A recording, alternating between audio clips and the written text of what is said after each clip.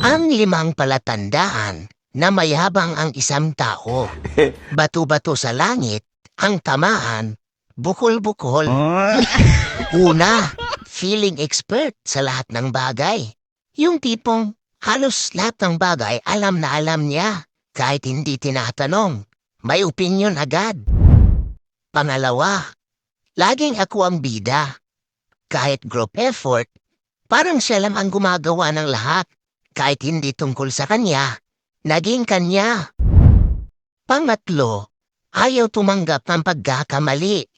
Kahit halatang mali na, may dahilan, may palusot, isisi pa nga sa iba. Pang-apat, hindi marunong makinig. Habang nagsasalita pa yung iba, naghihintay lang siya para sumingit at ibida ang sarili niya. Kaya yung usapan sana, naging one-man show na.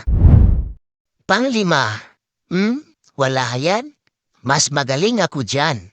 Hindi marunong mag-appreciate o pumuri sa achievement o narating o kakayanan na nagagawa ng iba na wala siya. Dahil pakiramdam niya, siya na ang pinakamagaling sa lahat at walang kwenta ang ginagawa ng iba.